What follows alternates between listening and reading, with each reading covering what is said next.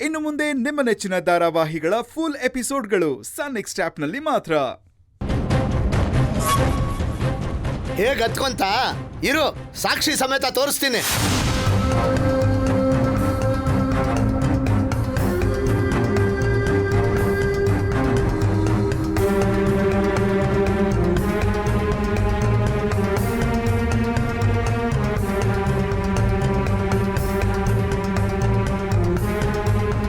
ನೋಡಿ ಮೇಡಮ್, ಇದೇನು ಅಂತ ನಿಮ್ಗೆ ಗೊತ್ತಾಗುತ್ತೆ.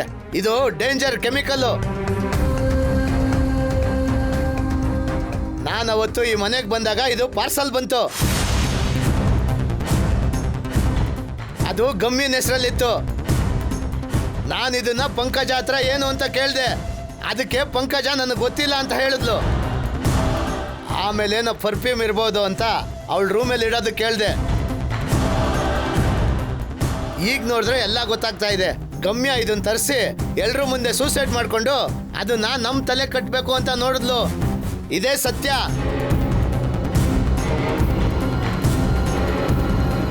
ಇಲ್ಲ, ಗಮ್ಯ ಇದನ್ನ ತರಿಸೂ ಇಲ್ಲ, ಅವಳು ಸೀರೆಗೆ ಇದನ್ನ ಸ್ಪ್ರೇ ಮಾಡೂ ಇಲ್ಲ.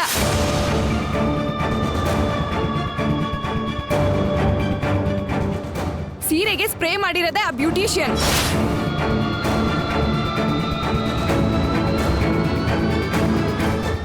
ಸಾಧ್ಯನೇ ಇಲ್ಲ.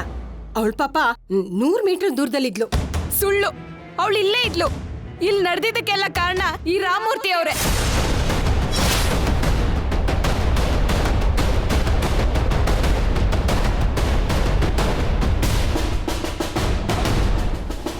ಏಯ್, ನಿಮ್ಮನ್ನೆಲ್ಲ ಇಲ್ಲಿಂದ ಹೋಗಿ ಅಂತ ಹೇಳಿದಕ್ಕೆ ನಮ್ಮ ಅಣ್ಣ ಮೇಲೇನೆ ಆರೋಪ ಮಾಡ್ತಿದ್ದೀರಾ? ಅದಕ್ಕೆ ನೀವೆಲ್ಲ ಒಳಗಡೆ ಬರೋದೇ ಬೇಡ ಅಂತ ನಾನು ಹೇಳಿದ್ದು. ನನಗನ್ಸತ್ತೆ ಇದು ಆಕಸ್ಮಿಕವಾಗಿ ಆಗಿರೋದು, ಬೇರೆ ಏನು ಇಲ್ಲ ಅಂತ. ಹೌದು ಹೌದು ಹೌದು ಹೌದು. ಇಲ್ಲ, ಇಲ್ಲೇನ್ ನಡೆದಿದ್ಯೋ ನಾನು ಅದನ್ನೇ ಹೇಳ್ತಾ ಇದ್ದೀನಿ. ಗಮ್ಯನ್ ಸೀರೆಗೆ ಬೆಂಕಿ ಹತ್ಕೊಳ್ಳಕ್ಕೆ ಇವರೇ ಕಾರಣ.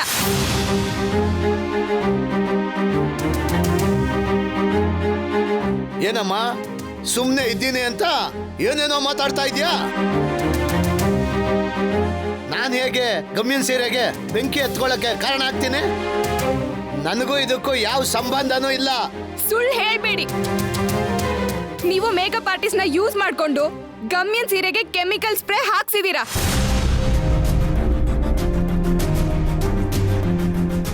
ಈ ಕೆಲಸ ಮಾಡಿದಕ್ಕೆ ನೀವು ಅವ್ರಿಗೆ ದುಡ್ಡು ಕೊಡ್ಬೇಕಾದ್ರೆ ನಾನ್ ನೋಡ್ದೆ ಅಂತ ತಾನೇ ನನ್ನ ರೂಮಲ್ಲಿ ಕೂಡ ಹಾಕಿದ್ದು.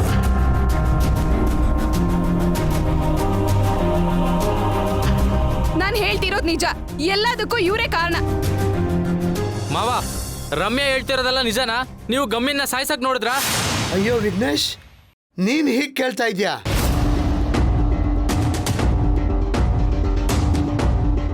ಹೀಗ್ ಕೇಳೋ ಬದಲು ನೀನೇ ನನ್ ಕತ್ತಿಸ್ಕಿ ಸಾಯಿಸ್ಬಿಡು. ಬೇಡ, ನಾನೇ ವಿಷ ಕುಡ್ದು ಸತ್ತೋಗ್ಬಿಡ್ತೀನಿ. ಅಣ್ಣ, ಏನ್ ಮಾತಾಡ್ತಿದೀಯಾ? ಇಲ್ಲ ಪಂಕಜ, ವಿಘ್ನೇಶೇ ನನ್ನ ಮೇಲೆ ಅನುಮಾನ ಪಟ್ಬಿಟ್ಟ. ಅಯ್ಯೋ, ಅವನು ಅನುಮಾನ ಪಡ್ಲಿಲ್ಲ ಅಣ್ಣ, ನಿಜನಾ ಅಂತ ಕೇಳ್ತಾ ಇದ್ದಾನೆ. ಅಷ್ಟಕ್ಕೆ ನೀನ್ ಹೀಗೆ ಹೇಳೋದಾ?